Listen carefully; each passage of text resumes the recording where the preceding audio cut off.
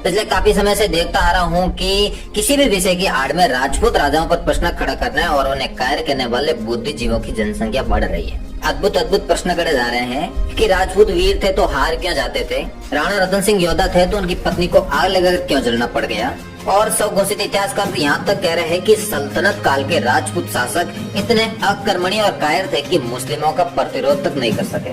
सोचता हूँ कि क्या ये देश सचमुच इतना कर्तव्य है कि राजपूतों को कायर कह दे। सन 726 ईस्वी से 1857 ईस्वी तक सैकड़ों नहीं हजारों बार सामने हार देखने के बाद भी लाखों की संख्या में मैदान में उतरकर शीश चढ़ाने वाले राजपूतों पर यदि हम प्रश्न खड़ा करें तो हमें स्वयं सोचना होगा कि हम कितने नीचे गिर चुके हैं। आप कहते हैं कि हारे क्यों, तो श्रीमान शिकारी और शेर के युद्ध में शिकारी लगातार जीता रहा है, तो क्या इससे शेर कायर सिद्ध हो गया? नहीं श्रीमान, शेर योद्धा होता है और शिकारी कुर। राजपूत योद्धा थे और अरबी आक्रमणकारी कुर पशु। राजपूतों के अंदर मनुष्यता थी, तुर्कों के अंदर रक्त पीने की हवस। और यदि सच में आपको लगता है कि तुर्कों अरबों के सामने राजपूत बिल्कुल भी प्रभावी नहीं रहे, तो आप दुनिया की अन्य प्राचीन सभ्यताओं की ओर निगाह फेरिए और खोजिए कि मिस्र के फराओं के वंशज कहाँ हैं। ढूंढिए कि मेसोपोटामिया की सभ्यता का क्या हुआ।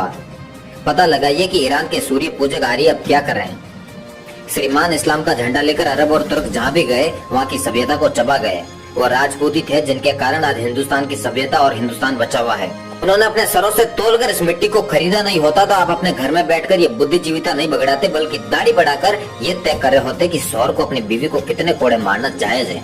तनिक सोचिए कि भारतीय राजाओं से मजबूत सैन्य उपकरण अपेक्षाकृत अधिक मजबूत और तेज घोड़े और ध्वस्त कर देने का इरादा लेकर आने वालों के सामने वे सैकड़ों बार गए और शीश कटने के बावजूद लड़ते रहे। इसके बाद भी जब आप उन पर प्रश्न खड़ा करें तो क्या साबित होते हैं आप?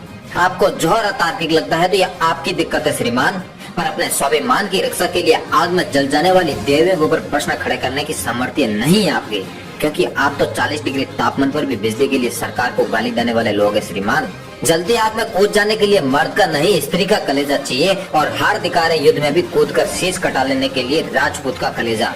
दूसरों की छोड़िए, जिन चंद राजपूतों को आप मुगलों की समर्थन करने के कारण गाली देते और गद्दार कहते हैं, एक बार उनका इतिहास पढ़ लीजिए। उनके पुरखों ने भी 20 बार इस राष्ट्र के लिए सर कटाया, तो आज भी किसी राजपूत लड़के के खानदान का पता कीजिए, मात्र 3 से 4 पीढ़ी पहले उसके घर में कोई न कोई बलिदानी मिल जाएगा।